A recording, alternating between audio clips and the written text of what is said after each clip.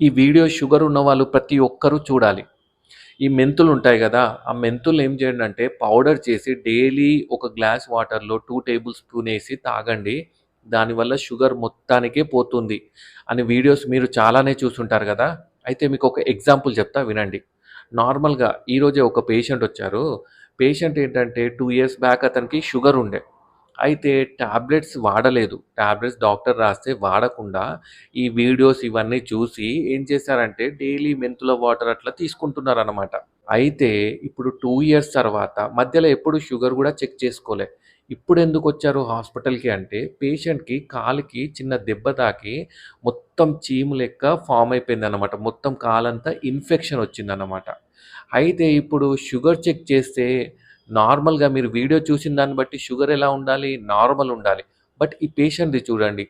హెచ్‌బీఏవన్సీ ఎంత ఎక్కువ ఉందో చూడండి. అండ్